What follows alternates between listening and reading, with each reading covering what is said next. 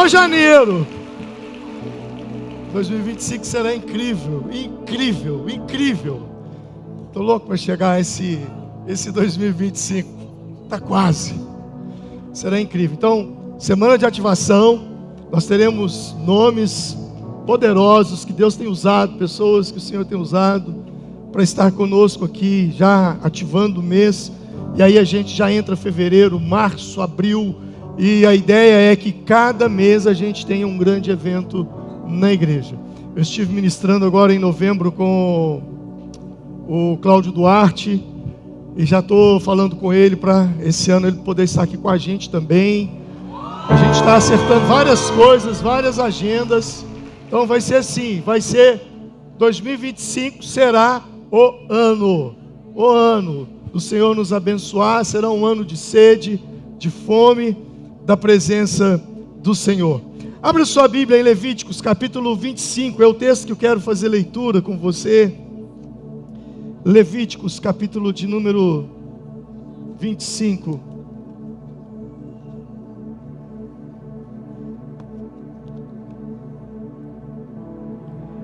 Levíticos 25.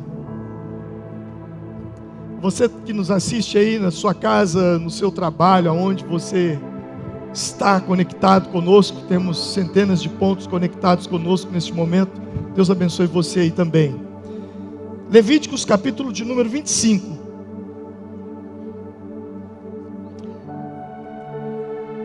É o terceiro livro da Bíblia. Gênesis, Êxodo, Levíticos. Gênesis, Êxodo, Levíticos. Capítulo de número 25. Nossa igreja cresceu em 2024 em 220 pessoas. Mais 220. Foram 170 batismos e mais 50 pessoas se membraram na igreja. E eu penso que nós, pastores, precisamos, já no ano de 2025, começar a discutir, a planejar um novo lugar para nós. Já ficou pequeno aqui.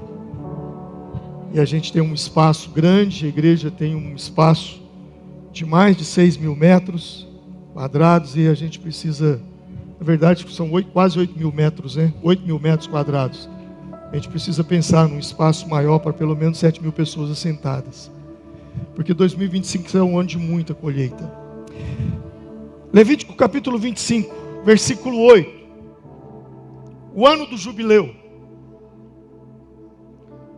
Contem 7 semanas de anos.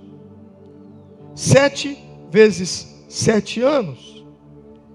Essas 7 semanas de anos totalizam 49 anos. Então façam soar a trombeta no 10º dia do 7º mês, do dia da expiação. Façam soar a trombeta por toda a terra de vocês. Consagrem o 50º ano e proclamem libertação por toda a terra. E todos os seus moradores, este será um ano de jubileu, quando cada um de vocês voltará para a propriedade da sua família e para o seu próprio clã. O 50º ano será jubileu. Não semeiem, não ceifem o que cresce por si mesmo, nem colham das vinhas não podadas. É jubileu, e será santo a vocês. Comam apenas o que a terra produzir.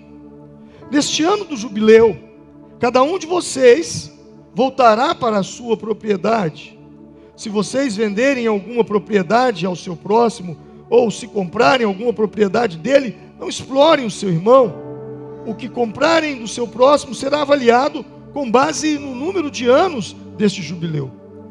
E ele fará a venda com base no número dos anos que restam.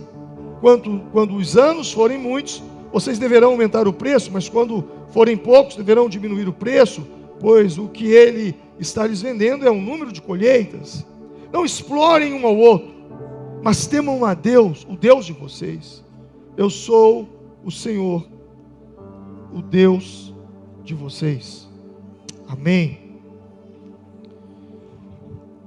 Esse ano de 2025 é um ano profético para nós, como Igreja Vale, na cidade de Formiga e no estado de Minas.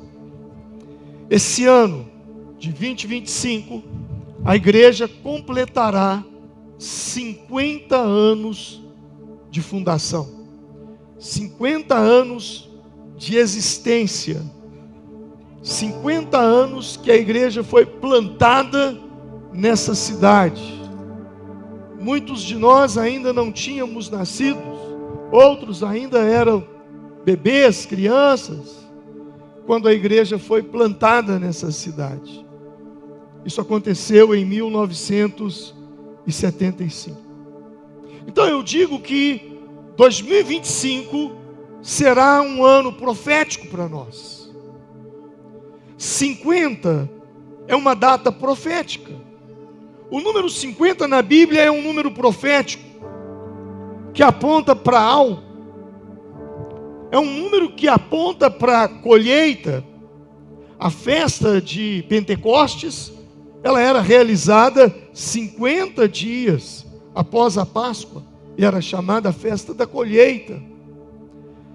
Foram 50 dias após a Páscoa que o Espírito Santo fora derramado sobre os apóstolos, e eles oraram em línguas pela primeira vez. Atos capítulo 2, no dia de Pentecostes. Jubileu era um ano profético. Isaías capítulo de número 61, versículos 1 e 2, vai dizer que o Espírito do Senhor está sobre mim, porque o Senhor me ungiu para levar boas novas aos pobres, enviou-me para cuidar dos que estão com o coração quebrantado, a anunciar liberdade aos cativos e a libertação das trevas aos prisioneiros, para proclamar o ano da bondade do Senhor e o dia da vingança do nosso Deus, para consolar todos os que andam tristes, para proclamar o ano da bondade. Isaías capítulo 61 fala do ano do jubileu. O que acontecia nesse ano? A cada 50 anos era comemorado o jubileu. Jubileu é uma palavra hebraica cuja raiz da palavra é o chifre do carneiro. Então era o ano de tocar a trombeta, de tocar o chofar e anunciar que naquele ano todos os escravos eram libertados. No ano do jubileu, todas as dívidas eram canceladas, terras eram restituídas. O jubileu também era um ano de descanso, não se plantava naquele ano. E como não se plantava, era um ano de muita fé, porque eles dependiam completamente da provisão de Deus. 2025, a Vale fará 50 anos de história nessa cidade. É o nosso jubileu. E eu creio que como igreja, em 2025, daqui a alguns minutos, nós, eu e vocês, nós que fazemos parte da Vale, nós entraremos debaixo de um decreto de Deus para as nossas vidas. Será o ano do jubileu na sua vida, o ano da libertação, o ano do cancelamento de dívidas, o ano da restituição. Daquilo que você perdeu será restituído. Será um ano de proclamar liberdade. Você viverá de uma maneira tão leve. A liberdade de Deus sobre você será tão grande que você vai sentir a vida muito, muito leve. Nós estaremos debaixo de um decreto, debaixo de uma palavra profética. Hebreus 11:1 diz: ora, a fé é a certeza das coisas que se esperam, e é a convicção de fatos que não se veem. Diga comigo, convicção de fatos. Então, quando eu digo que nós entraremos debaixo de um decreto, quando eu digo que nós estaremos entrando num ano profético sobre a nossa vida, sobre a sua casa, sobre a sua família, você vale.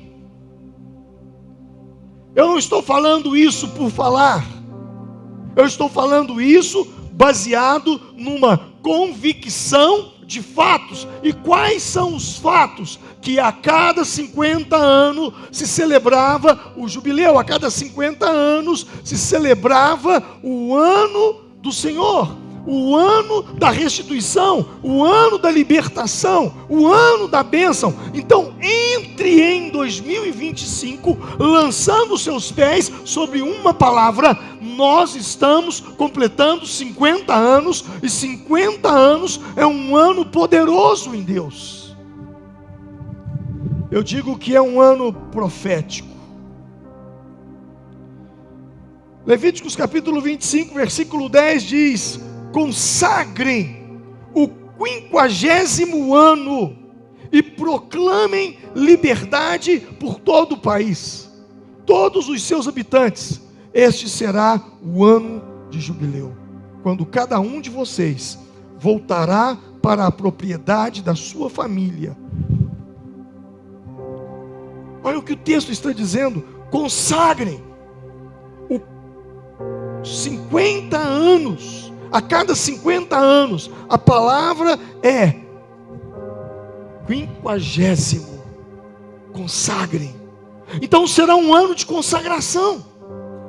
Deus vai requerer de nós consagração, entrega, rendição a Ele, entrega total da nossa vida a Ele, do nosso coração, da nossa mente, do nosso ser, para que Ele então declare as bênçãos dos 50 anos sobre nós, sobre a sua família, sobre a sua casa, sobre a sua vida. 2025 será um ano profético. Levante sua mão ao alto e diga comigo: 2025 será um ano profético.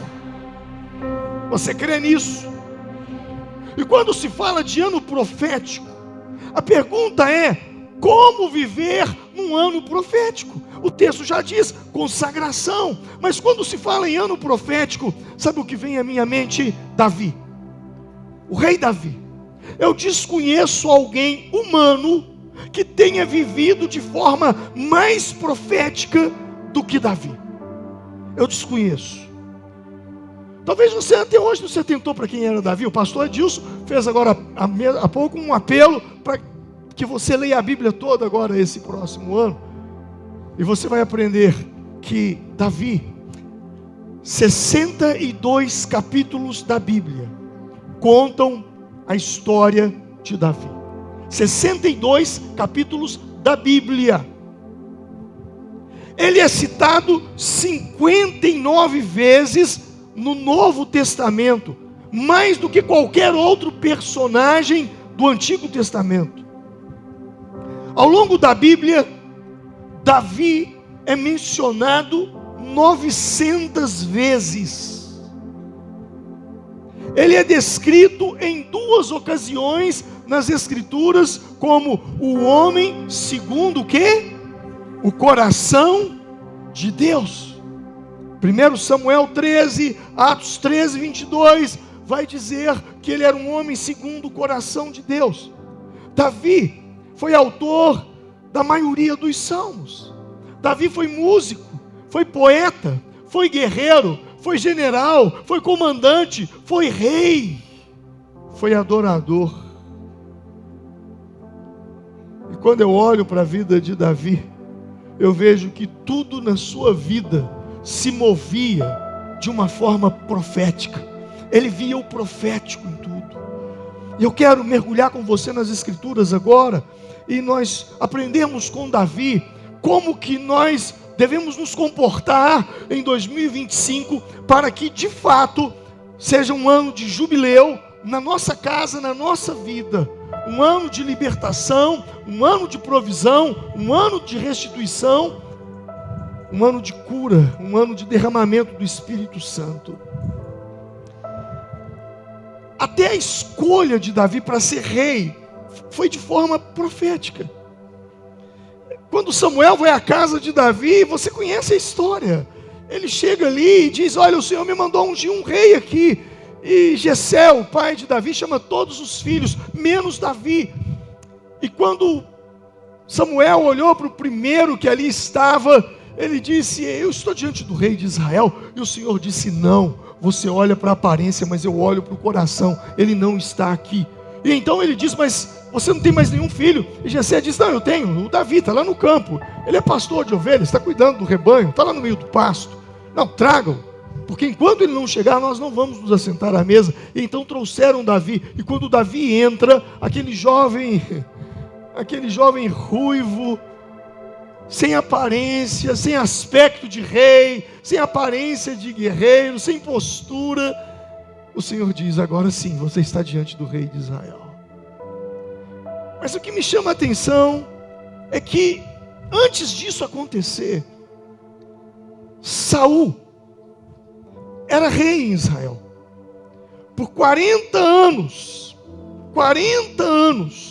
ele reinou. Saul reinou sobre Israel por 40 anos. Só que desses 40 anos, no segundo ano, no primeiro ano ele foi ungido rei, no segundo ano do seu reinado, ele começou a desviar-se do Senhor. No segundo ano que ele começa a aprontar, o texto vai dizer: Saul reinou 1 ano, e no segundo ano do seu reinado sobre Israel, no segundo ano, se é segundo ano, se ele reinou 40, falta quantos anos? Quantos anos? 38. No segundo ano, ele pisa na bola. No segundo ano, ele apronta, e Deus se afasta dele, Deus se retira dele, Deus o rejeita como rei. E ele então governou mais 38 anos depois desse segundo ano, e foi pisando na bola ano após ano. E o Senhor se afastou dele. Ele governou 38 anos sem uma aprovação direta de Deus. Então Saul reinou 40 anos. Dos 40, 38 sem Deus. No mesmo capítulo de 1 Samuel 13, a Bíblia vai dizer que Deus escolheu outro para reinar em seu lugar. Olha o que o texto diz: mas agora o seu reinado não permanecerá. O Senhor procurou um homem segundo o seu coração e o designou líder do seu povo, pois você não obedeceu ao mandato. Olha que interessante, capítulo 13, versículo 1. Saul reinou 1 ano. No segundo ano do seu reinado sobre Israel, o que acontece? Agora o seu reinado não permanecerá. Deus diz para ele: o Senhor procurou um homem segundo o seu coração e o designou um líder de seu povo, pois você não obedeceu ao mandamento do Senhor. Olha que interessante. O texto está dizendo: Saul, raciocina comigo, Saul, ele reinou 40 anos. Ok? Amém? Está comigo? Quantos anos ele reinou? 40. No segundo ano, Deus diz para ele através do profeta: o Senhor procurou um homem segundo o seu coração e o designou líder do seu povo, pois você não obedeceu o mandamento do Senhor. No segundo ano de Saul, a Bíblia diz que Deus já havia separado uma outra pessoa para substituir quem? Para substituir quem? Saul. No segundo ano, ainda tinha mais 38 anos pela frente. Agora o que me chama a atenção é que em 2 Samuel, quem é esse outro? Quem? Quem é esse outro? Mas como Davi? Como? Se Davi começou a reinar com 30 anos, Davi ainda não tinha nascido. Faz sentido? Sim ou não? Você está entendendo? Faltavam 38 anos quando Deus disse: eu já escolhi alguém para ficar no seu lugar. Só que quando Davi começou a reinar com quantos? 30. Então Davi ainda não tinha nascido.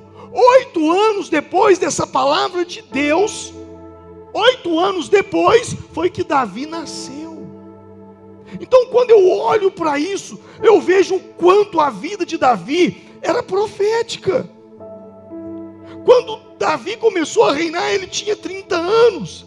Se Saul reinou 40 anos e Deus escolheu outro em seu lugar, no segundo ano de governo, e ele ainda tinha 38 anos, isso quer dizer que Davi ainda não tinha nascido. O que isso me ensina? O que isso te ensina?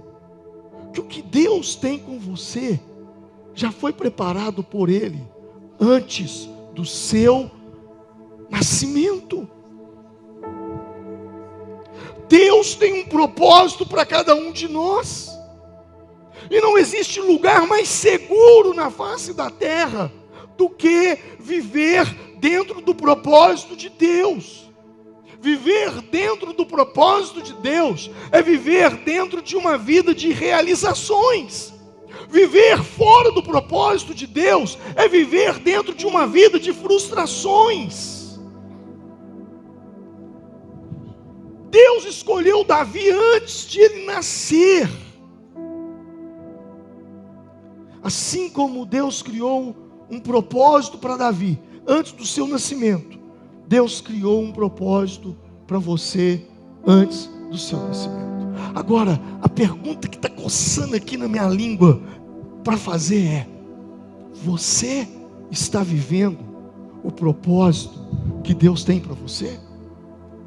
Você está vivendo o propósito que Deus preparou para você antes do seu nascimento? O teu propósito de vida já existia antes de você nascer. A bem da verdade, foi o teu propósito que causou o teu nascimento. Foi o propósito da sua criação que trouxe você a esse mundo. Eu amo Isaías 46, versículo 9 e 10. Porque lá diz assim, aliás, Salmo 139, 16 vai dizer: os teus olhos viram o meu embrião. É Davi quem está escrevendo isso, gente. É ele que está falando. Os teus olhos viram o meu embrião. Todos os dias determinados para mim foram escritos no teu livro antes que qualquer um deles ainda existisse. Isso é poderoso, esse texto. Esse texto é sobre mim, esse texto é sobre você. O texto está dizendo que os olhos de Deus nos viu quando nós ainda éramos um embrião. E todos os dias que Ele determinou para nós foram escritos no livro dele antes que qualquer um desses dias existisse. Sabe, quando eu leio isso, me dá uma paz, me dá uma segurança, porque eu sei que eu não vou partir dessa terra enquanto o dia que Ele determinou para mim não chegar. E quando esse dia chegar, eu posso fazer o que quiser para tentar ficar aqui, que eu não ficarei, Ele me levará. Todos nós temos essa determinação. Agora, Isaías 46, versículo 9 e 10, é um dos textos que eu amo. Diz assim: lembrem-se das coisas passadas, aquelas de muito tempo atrás. Eu sou Deus e não há nenhum outro. Eu sou Deus e não há nenhum como eu. Eu anuncio o fim desde o início, desde os tempos antigos, o que ainda está por vir. Digo, o meu propósito ficará de pé e farei tudo o que me agrada. Olha o que Deus está dizendo: eu anuncio o fim desde o início. Repita comigo: eu anuncio o fim desde o início. O que Deus está dizendo? Que Ele anuncia o fim desde o início. Ei, nós estamos em 31 de dezembro de 2024. O Senhor já está em 31 de dezembro de 2025. Por quê? Porque Ele anuncia o fim desde o início. Esse texto nos mostra que Deus, Ele não age como nós agimos. Nós começamos do início para o fim. Deus começa do fim para o início. Primeiro Ele faz o fim, para depois Ele fazer o início. É assim que Ele age. Ele anuncia as coisas que ainda não são. É o que o texto está dizendo. As coisas que ainda estão por vir. Porque tem um propósito. E o propósito ficará de fé. Deus está dizendo que Ele anuncia o fim. Primeiro Ele faz o fim, para depois Ele fazer o início, para depois Ele fazer o começo. Isso quer dizer que o propósito que Deus tem para a minha vida, o propósito que Deus tem para a sua vida, o que Deus tem com você em 2025, no plano de Deus, já aconteceu.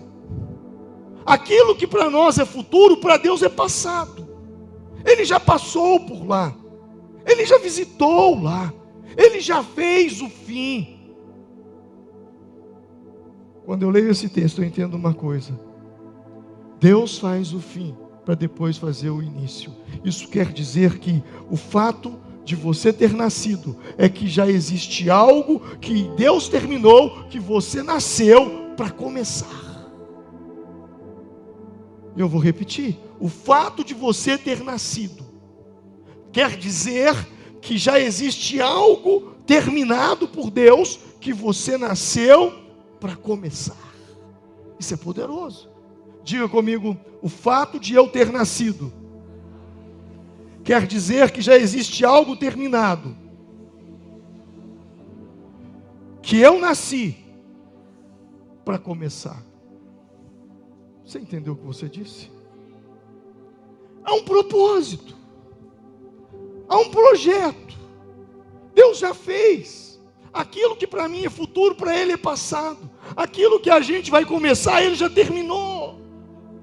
Então o jubileu é o ano da consagração. É o ano de eu me consagrar para entender aquilo que Deus está fazendo. É muito comum nós dizermos assim: Deus abençoe o que eu estou fazendo. Mas eu acho que essa não é uma oração correta. A oração correta deveria ser: Deus, coloque o desejo no meu coração de fazer aquilo que o Senhor está abençoando. Porque Ele já passou por ali. Ele já construiu, Ele já fez. E quando eu olho para essa vida profética de Davi, Davi encarava a vida de uma maneira tão profética, tão espiritual. Antes de Saul começar a reinar, os israelitas haviam perdido a Arca da Aliança. Isso aconteceu ainda nos dias do profeta Samuel e do sacerdote Eli. Eles perderam a Arca da Aliança para os filisteus. E quando Saul começou a governar, ele não tinha a Arca da Aliança. Ele governou 40 anos sem a Arca da Aliança. A Arca da Aliança simbolizava a presença de Deus. Ela ia na frente dos exércitos. Quando os exércitos saíam para a guerra, a Arca da Aliança ia na frente, os inimigos iam caindo por terra. Agora Israel peca e eles perdem a arca para os filisteus. Agora então eles clamam por um rei e Saul se levanta como rei. Mas por 40 anos ele governou sem a presença de Deus.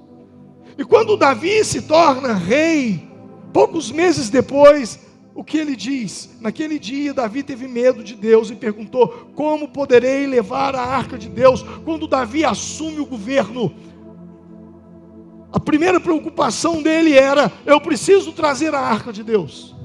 Eu não posso governar sem a presença de Deus. Eu não posso exercer esse ofício sem a arca da aliança perto de mim.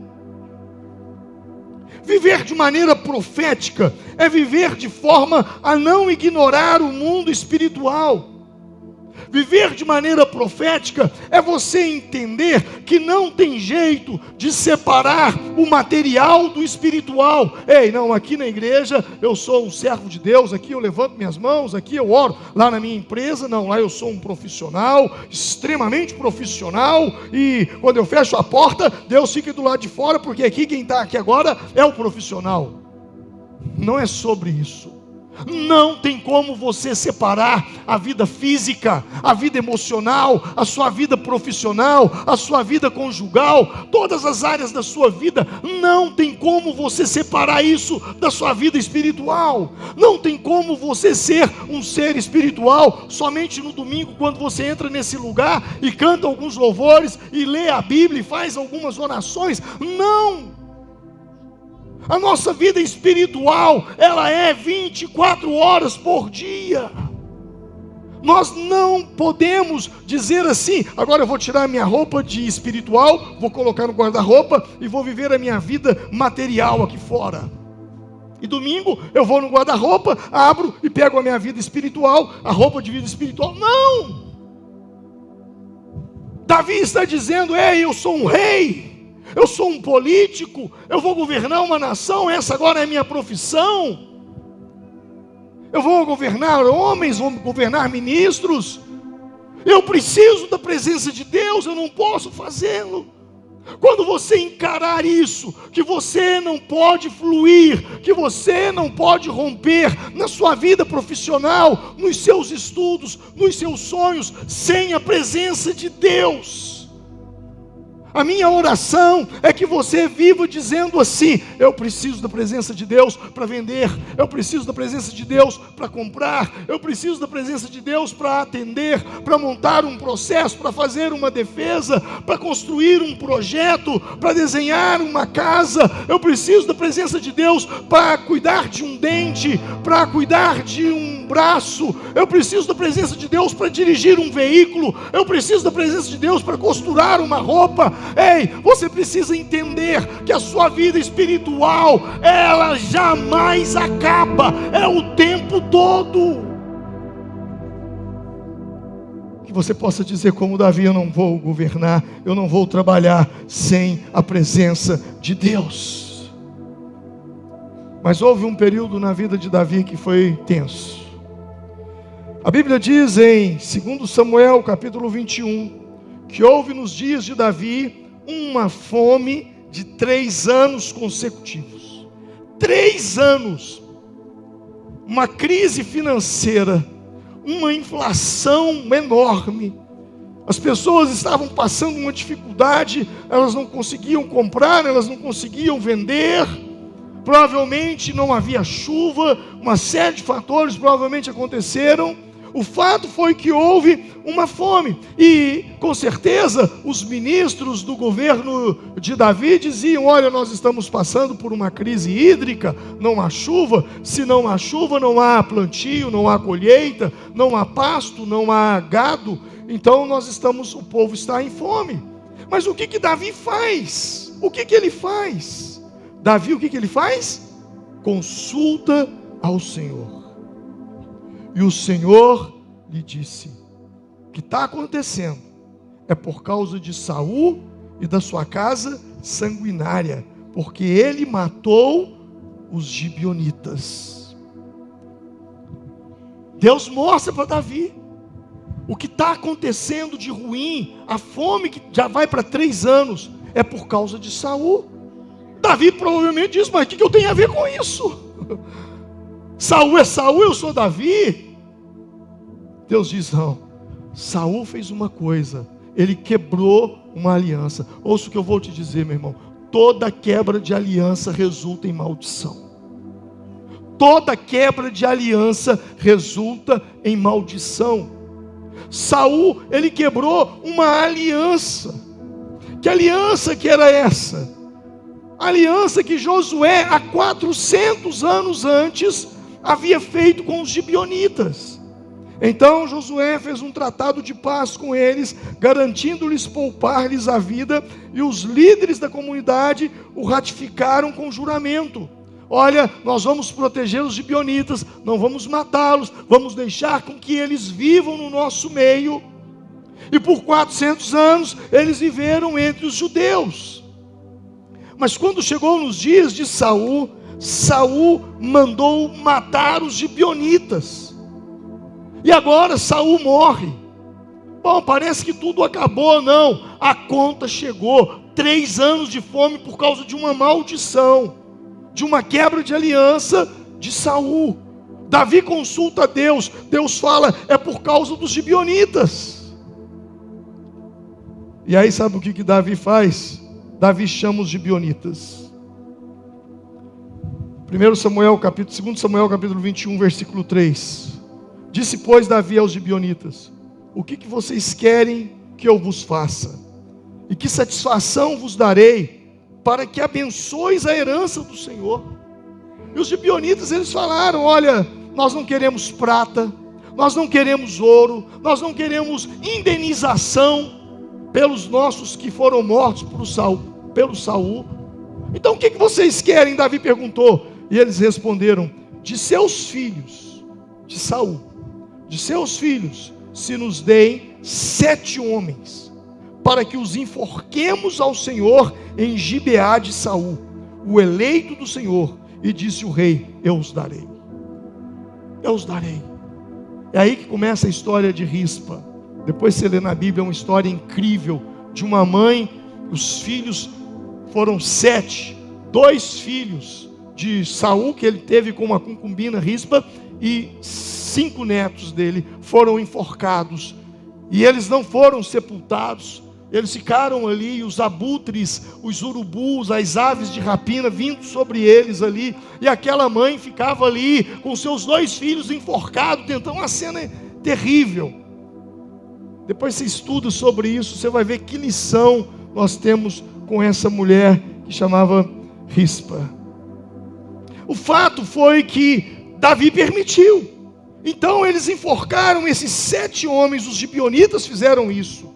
E quando eles fizeram isso, a chuva voltou, a terra voltou a produzir, a fome acabou, as pessoas voltaram a comer e a beber novamente. A lição que nós aprendemos aqui é que quando um homem ou uma mulher são sensíveis às realidades espirituais por trás de eventos naturais, então é possível detectar o cerne do problema. E eu vou repetir isso. A grande lição dessa passagem é que quando nós nos tornamos sensíveis a realidades espirituais que estão por trás de eventos naturais. Tem coisa acontecendo com você e você está falando a culpa é do fulano, a culpa é do Beltrano, você está brigando com a sua mulher, você está brigando com o seu marido, você está brigando com os seus filhos, você está brigando com seus pais, enquanto que existe uma ação espiritual por detrás daquilo. E talvez você olhe e diz, mas eu não vejo nada aqui. Mas não é sobre você, talvez é sobre seu pai, talvez é sobre seus avós, talvez é sobre gente que viveu muito antes de você, e agora, assim como aconteceu com os gibeonitas, você está pagando o preço. Então você precisa de sensibilidade espiritual, para fazer como Davi, consultar a Deus e dizer, Senhor, a minha vida está certa. Tudo que a tua palavra pede, eu estou procurando viver com todas as dificuldades, com os meus erros, com as minhas falhas, mas eu confesso meus pecados ao Senhor, eu procuro ter uma vida íntegra, eu procuro andar na tua presença, mas coisas estranhas estão acontecendo comigo. Aonde é que eu errei? Não é aonde é que você errou, é aonde Saul errou, é onde outros erraram e você está pagando um preço. Viver uma vida profética é ter essa sensibilidade. Bom, passado um tempo, acontece uma outra tragédia. Vem uma praga, uma epidemia, uma doença. A Bíblia não fala qual era, mas a Bíblia diz que 70 mil homens morreram. 70 mil pessoas, não é homens, 1000 pessoas, homens e mulheres, morreram. Na verdade foram 2 episódios ruins.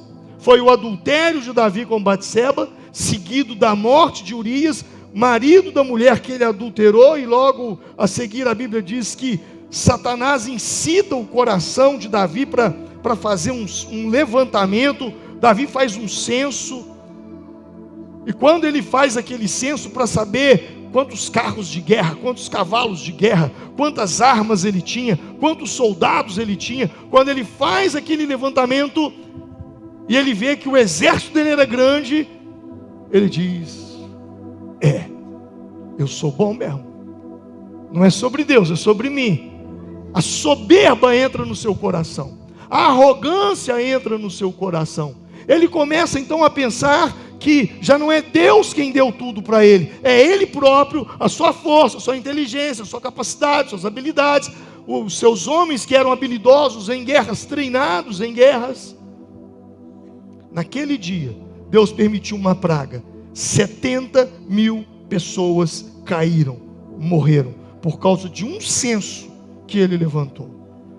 Naquele dia, Davi pecou em seu coração, atribuindo vitórias, tais vitórias que na verdade eram de Deus. E a Bíblia diz: então o Senhor enviou uma praga sobre Israel. 1 Crônicas 21:14. 70.000 homens de Israel morreram. Eu fico pensando, por que tantas coisas ruins aconteceram?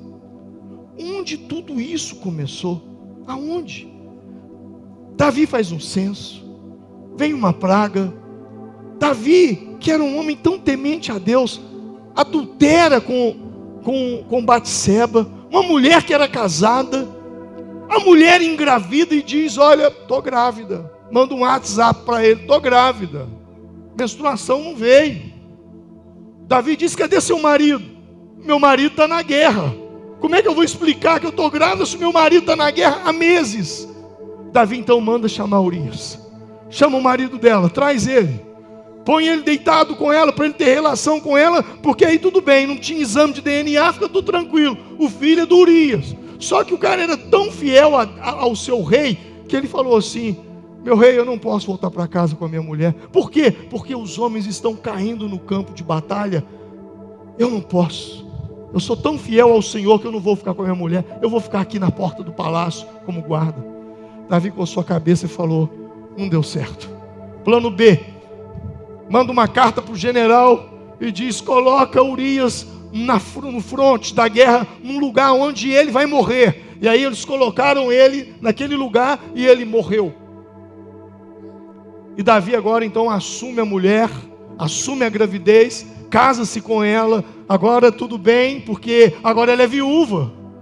E como não tinha exames para comprovar que foi um adultério, não, me casei depois que ela se tornou viúva. Sabe, irmãos, tanta coisa ruim. E eu fico pensando: meu Deus, onde é que tudo isso começou? Porque como pode um homem como Davi, um homem tão ungido, tão santo?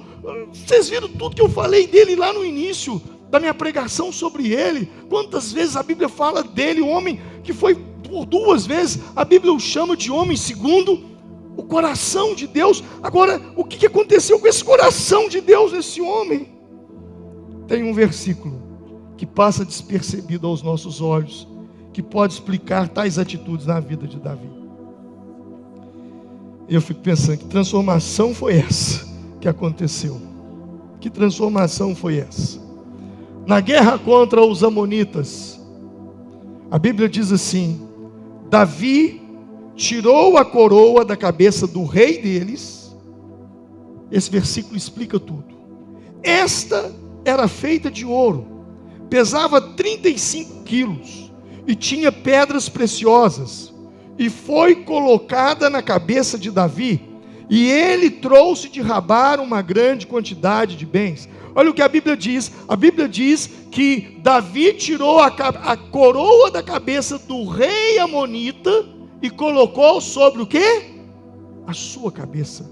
Ele tirou da cabeça de um pagão, de um incrédulo. Numa outra tradução, na nova tradução da linguagem hoje, é pior ainda. O texto diz assim: Moloque, o ídolo dos amonitas, tinha uma coroa que pesava mais ou menos 34 quilos. A coroa era de ouro, e nela havia uma pedra preciosa, que Davi tirou e colocou na sua própria coroa. Também Davi levou de Rabá muitas outras coisas. Pior, ele pegou a coroa do deus Moloque, Deus, um demônio, e o que ele fez? Colocou na cabeça dele. E quando ele coloca na cabeça dele, a cabeça dele muda. Talvez isso explique muita coisa. Porque Davi passou a pensar, passou a sentir, passou a agir como um rei pagão. Porque ele colocou a coroa de um rei pagão. Cuidado com as coroas que o mundo tenta colocar sobre a sua cabeça, para moldar os seus pensamentos, seus sentimentos e suas atitudes. Cuidado. Porque isso não tem nada a ver. Não, todo mundo está fazendo. Ei, você não é todo mundo. A Bíblia diz em Romanos 12: e não vos conformeis com estes séculos, mas transformai-vos pela renovação do vosso entendimento. Nós não podemos fazer o que Davi fez. Ele comete um erro, ele pega uma coroa de um pagão e coloca sobre a sua cabeça, e aí a cabeça muda, a cabeça vira. Davi passou a pensar, a sentir como um rei pagão. Esse é o perigo da fama, esse é o perigo do crescimento profissional. Não é proibido crescer, que Deus te abençoe, que você venha expandir, crescer, que você venha viver a prosperidade de Deus sobre a sua vida, mas o perigo é de não ser mais quem você era, porque quando o sucesso vem, quando a fama vem, quando o crescimento vem, você muda as mesas, você começa a sentar em mesas que outrora você não se assentava, as mesas mudam, e isso, as amizades mudam, as conversas mudam, e sem perceber, você coloca a coroa de Amon na cabeça, e passa um tempo, você já não tem mais aquele coração voltado para o Senhor, seu coração já não é mais voltado para Deus, você se encantou com as coisas do mundo, você viu coisas que você nunca tinha visto, você experimentou coisas que você nunca experimentou, e agora você foi picado pelo mosquitinho do mundo, e a sua cabeça virou. Você já não é mais o mesmo homem, você já não é mais a mesma mulher. E a primeira conversa é: ei, fulano, você sumiu. Pastor, eu não estou tendo tempo para as coisas de Deus, eu estou trabalhando tanto.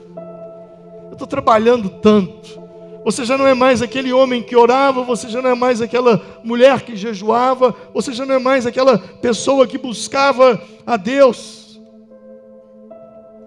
A cabeça de Davi mudou. A cabeça dele mudou. O perigo da fama é esse, o perigo do crescimento é esse, que Deus faça você crescer, que Deus levante o seu nome, mas que o seu coração nunca mude, que o seu coração seja preservado na presença do Senhor, porque o coração de Davi foi um coração formatado, forjado no pasto, sozinho, sem luzes, sem plateia, sem aplausos. Foi ali que ele compunha suas canções, os seus salmos, os seus hinos, só ele e Deus. Mas agora, Davi adulterou, tomou a mulher de outro homem, e mandou matar este homem para ficar com a mulher dele. Mas Deus ainda tinha misericórdia dele, e enviou o profeta Natã até lá. E quando o profeta Natã vai ao encontro de Davi, está registrado lá em 2 Samuel, capítulo de número 12. Acontece um fato interessante, porque o profeta chega e diz assim, eu vou ler para vocês. Capítulo 12, se você tiver sua Bíblia, abra aí 2 Samuel 12, 1. E o Senhor enviou a Davi o profeta Natã. Ao chegar a ele, disse a Davi, Davi, disse o profeta, 2 homens viviam numa cidade, um era rico e o outro era pobre. O rico possuía muitas ovelhas e bois, mas o pobre nada tinha, senão uma cordeirinha que havia comprado. Ele a criou e ela cresceu com ele e com seus filhos.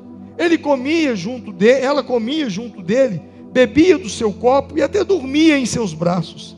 Era como uma filha para ele. Mas certo dia, um viajante chegou à casa do rico E este não quis pegar uma de suas próprias ovelhas, ou de seus bois, para preparar-lhe uma refeição. Ao invés disso, preparou para o visitante a cordeira que pertencia ao pobre. Então Davi se levantou, encheu-se de ira contra o homem e disse a Natã: juro pelo nome do Senhor, que o homem que fez isso merece a morte. Deverá pagar 4 vezes o preço da cordeira, porquanto agiu sem misericórdia. E o profeta então se levantou e disse: você é esse homem rei. Assim diz o Senhor, Deus de Israel: eu te ungi rei em Israel, te livrei das mãos de Saul, dei a você a casa e as mulheres do seu senhor, dei a você a nação de Israel e de Judá. E se tudo isso não fosse suficiente, eu teria te dado mais ainda, porque você desprezou a palavra do Senhor, fazendo o que ele reprova. Você matou Urias o hitita, e com a espada dos amonitas. Espada dos amonitas? Lembra a coroa de quem? Dos amonitas. Com a espada dos amonitas, e ficou com a mulher dele. Por isso a espada nunca se afastará da sua família, pois você desprezou e tomou a mulher de Urias o hitita para ser a sua mulher. Naquele momento Davi cai arrependido, muito arrependido. Ele chora amargamente aos pés do Senhor. Sabe, irmãos, quando eu leio esse texto, eu não consigo ler sem chorar, porque é um texto muito poderoso. Sabe, Natã contou a parábola da ovelha, do pasto. Natã poderia contar uma parábola de guerra, uma parábola de gigante, sei lá, de economia, mas ele contou uma parábola de ovelha e de pasto. Sabe para quê? Para virar a chave e devolver o coração de Davi para o pasto, aonde ele começou, com ovelhas, pastoreando, voltando para lá. A cabeça dele era de rei, mas o coração precisava voltar à essência, voltar lá onde ele foi chamado por Deus, quando ainda ele não era ninguém. Tanto é que quando Davi se arrepende e busca a Deus, ele não pede uma mudança de cabeça apenas, mas ele pede uma mudança de coração. Ele diz: cria em mim, ó Deus, um coração puro, e renova dentro de mim um espírito estável. Eu finalizo aqui te dizendo que 2025 é o ano do jubileu. Será um ano profético, assim como o ano do jubileu na Bíblia, que traz libertação, restauração e oportunidade de viver em plena dependência de Deus. Que 2025 seja um ano de começo para todos nós, um ano de arrependimento, de restauração, de avivamento no nosso relacionamento com Deus. Nós vamos, como igreja, abraçar esse chamado de viver os 50 anos, o jubileu, de uma forma verdadeira, crendo na provisão de Deus, mas entrando de uma maneira profética, uma maneira na presença do Senhor. Eu quero te convidar a se colocar em pé nesse momento. Nós vamos inverter a ordem, depois nós vamos